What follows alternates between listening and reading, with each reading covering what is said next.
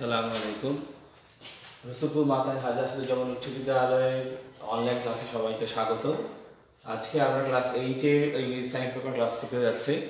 আজকের ক্লাসে আমরা উপস্থাপন করতে যাচ্ছি যেটা বহুল পরিচিত একটা গ্রামার সেকশন বয়েস নিয়ে আলোচনা করতে যাচ্ছি। বয়েস বা বাচ্চ নিয়ে আজকে আমরা কথা বলবো। বয়েস বা বাচ্চ হচ্ছে বয়েস is the form of the verb which indicates whether the subject does the work or something has done to it. বয়েস হচ্ছে ক্রিয়ার প্রকাশভঙ্গি।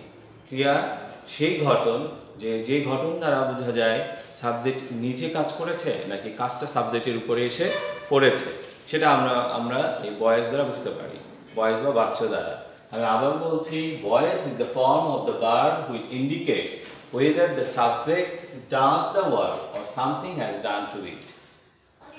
Subject প্রকাশভঙ্গি, সাবজেক্টের ক্রিয়ার প্রকাশভঙ্গি সাবজেক্ট নিজে কাজ করেছে নাকি সাবজেক্টের উপরে সে কাজটা করেছে, সেটা যেই গ্রামার আলোচনা করে তাকে বয়েস বলা হচ্ছে। বয়েস দুই প্রকার আমরা বলতেছি, প্রথমত সাধারণত দুই প্রকার, অ্যাক্টিভ বয়েস, প্যাসিভ বয়েস। অ্যাক্টিভ বয়েস সরাসরিভাবে যদি আমরা কোনো কাজ, কোনো কথা বলি, কোনো কাজ করি, সরাসরিভাবে যে কাজটা করব, সাবজেক্ট যে কাজ করবে, কর্তা যে কাজ করবে সরাসরিভাবে, সেটা হলো অ্যাক্টিভ ভয়েস। আর সাবজেক্টকে দিয়ে যদি কোনো কাজ করানো হয় সেটা হলো প্যাসিভ ভয়েস। সহজ কথা, যে সাবজেক্ট যদি নিজে কাজ করে তাহলে সেটা হলো অ্যাক্টিভ ভয়েস, আর সাবজেক্টকে যদি কাজ করানো হয় তাহলে সেটা হলো প্যাসিভ ভয়েস। তাহলে এই সাবজেক্ট এবং এই অ্যাক্টিভ ভয়েস এবং প্যাসিভ ভয়েস নিয়ে আমরা আলোচনা করলাম। এখন আমরা একটা উদাহরণে চলে যাই। একটা উদাহরণ দিলে হয়তো আমাদের জন্য বুঝতে সুবিধা হবে। একটা উদাহরণ দিলে, he reads the novel. The novel is read by him. তো এইখানে আমরা প্রথমেই বলেছি যে একটা উদাহরণ দিচ্ছি, শুরুতেই কি করতে হবে না বলে উদাহরণ দিচ্ছি। অ্যাক্টিভ ভয়েস এবং প্যাসিভ ভয়েস কি ধরনের হয় সেটা বোঝানোর জন্য আমরা বলছি। ভয়েস যেহেতু বলছি আমরা, ভয়েস দুই প্রকার, একটা অ্যাক্টিভ ভয়েস এবং প্যাসিভ ভয়েস। অ্যাক্টিভ ভয়েসটা কি ধরনের হয়? হি রিডস দ্য বুক, সে হি রিডস দ্য নোবেল, সে নোবেলটি পড়ছে, সে পড়ছে, সাবজেক্ট এখানে কাজ করছে। The novel is read by him, তাকে দিয়ে এই কাজটা করা হচ্ছে। Novel is read by him, তার দ্বারা নোবেল বা উপন্যাসটি করা হয়। তাহলে এখানে একজন কিন্তু কাজ, কর্তা নিজে কাজ করছে, আরেকটা জায়গার মধ্যে নোবেল কর্তাকে দিয়ে কাজ করানো হচ্ছে, তার দ্বারা নোবেলটি উপন্যাসটি পড়া হয়। এই উদাহরণ দিয়ে আমরা অ্যাক্টিভ এবং প্যাসিভ ভয়েসকে বোঝানোর চেষ্টা করলাম।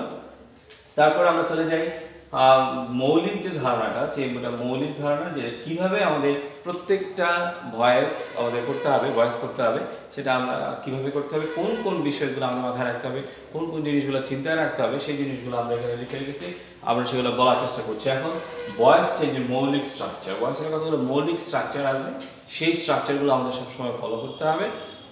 ভয়েস চেঞ্জের মৌলিক স্ট্রাকচার, প্রথমে অ্যাক্টিভের অবজেক্টকে সাবজেক্ট করতে হবে। প্রথমে কি করতে হবে? এই যে যেমন এখানে আমরা করেছি উদাহরণ, নিচেও আমরা দিয়েছি, উপরেও দিয়েছি। তো এখানে অ্যাক্টিভের অবজেক্টকে সাবজেক্ট করতে হবে। তাহলে সেন্টেন্সের আমরা বলেছি, আমরা সবাই জানি যে এটা হি হচ্ছে সাবজেক্ট, রিড হচ্ছে ভার্ব, আর দ্য নোবেল হচ্ছে অবজেক্ট। তাহলে এইভাবে আমরা জানি যে জিনিসগুলো হচ্ছে কি, হি হচ্ছে সাবজেক্ট, রিড হচ্ছে ভার্ব, আর দ্য নোবেল হচ্ছে অবজেক্ট। নোবেল হচ্ছে অবজেক্ট। তাহলে আমাদের কি করতে হবে? Subject verb object. সেন্টেন্সের এই যে সাবজেক্ট, অ্যাক্টিভের অবজেক্টকে সাবজেক্ট করতে হবে। তাহলে অ্যাক্টিভের এটা কি হচ্ছে? অবজেক্ট। তাহলে অ্যাক্টিভের অবজেক্টকে, তার মানে এটার কথা বলা হচ্ছে, অ্যাক্টিভের অবজেক্টকে সাবজেক্ট করতে হবে। তার মানে কি করেছি আমরা? অ্যাক্টিভের অবজেক্টকে আমরা এখানে সাবজেক্ট করলাম, অ্যাক্টিভের অবজেক্টকে আমরা এখানে সাবজেক্ট করলাম। তারপরে কি করতে হবে? টেন্স অনুসারে বি ভার্ব বা বি3 বসে। তাহলে আমরা জানি যে কি টেন্স অনুসারে, এটা যে টেন্সে আছে সেই টেন্স অনুযায়ী হবে। সেটা হলো প্রেজেন্ট ইনডিফিনিট, সে ইনডিফিনিট টেন্সে আছে, সেজন্য কি অক্সিলারি প্লাস ভার্বের বি3, অক্সিলারি প্লাস বি3। তাহলে এখানে অক্সিলারি প্লাস বি3, এই যে অক্সিলারি ইজ অ্যামিজার থেকে ইজ, হ্যাঁ অ্যামিজার থেকে ইজ, আর এখানে রিডের পাস্ট পার্টিসিপল ফর্ম, যেহেতু আমরা জানি রিড read যেটা আমরা জানি এটা হচ্ছে এটা যদি আমরা বলি প্রেজেন্ট এটা প্রেজেন্ট ফর্ম আমরা জানি এটা হলো প্রেজেন্ট ফর্ম এটা হচ্ছে পাস্ট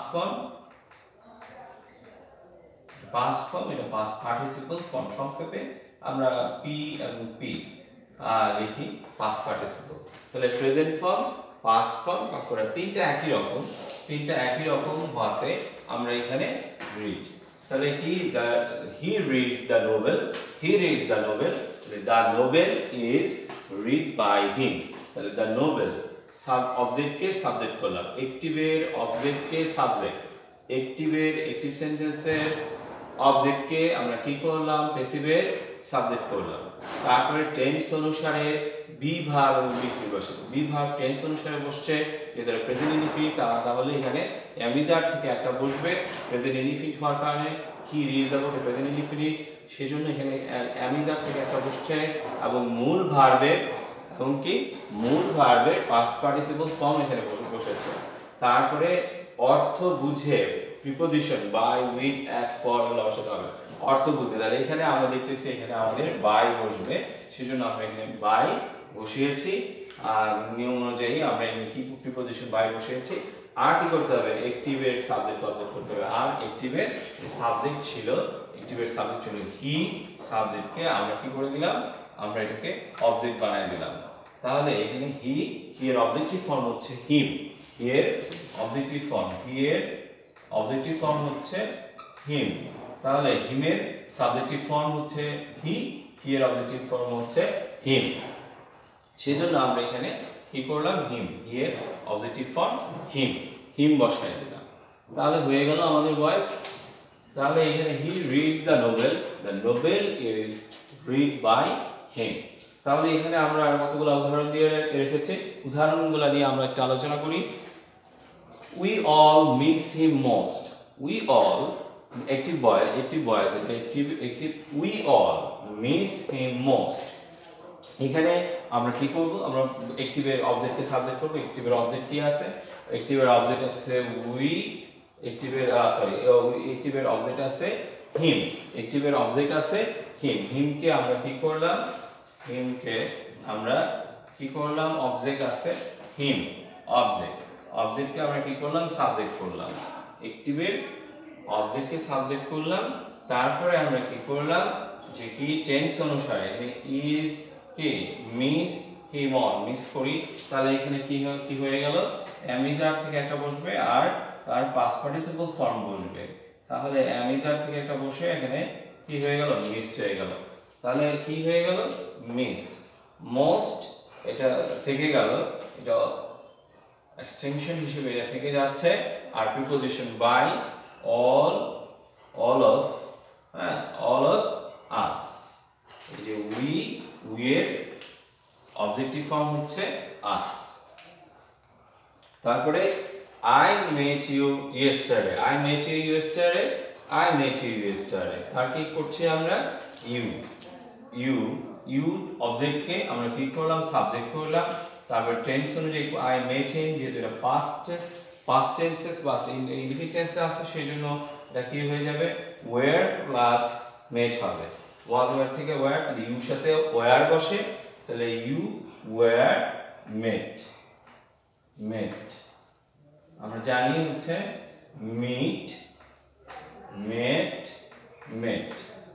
আমরা জানি present form past form past participle form এইজন্য এটা পাস্ট পার্টিসিপল B3 ও লিখতে পারি আমরা অথবা PP বা পাস্ট পার্টিসিপল ও লিখতে পারি এটা আরেকটা সংকেত বলা হয় B3 এটাকে বলা হয় আরেকভাবে বলা হয় B2 এটাকে বলা হয় B1 তাহলে এইভাবেও বলা হয় তাহলে এখানে I met you yesterday you were met by me I টাকে পরিবর্তন করা হয়েছে I এর অবজেক্টিভ ফর্ম হচ্ছে me আর yesterday ঠিক থাকবে একই থাকবে তো আশা করি যারা এখানে দর্শক আমরা আছি ভিউয়ার্স যারা আছে তারা নিশ্চয়ই আমরা বুঝতে পেরেছি যে এখানে আসলে একটিভ থেকে একটিভ বয়েজ সম্পর্কে আলোচনা করা হয়েছে। বয়েজের মৌলিক যে বিষয়টা, শুরুর যে বিষয়টা, একদম শুরুর যে বিষয়টা সেটা আলোচনা করা হয়েছে, খুব ভালো করে বুঝতে হবে। আর বাকি আরো কয়েকটা নিয়ম আছে, আমরা খুব দ্রুত সেই নিয়মগুলোতে চলে যাব। তো আজকে আমরা বয়েজ নিয়ে আলোচনা করলাম।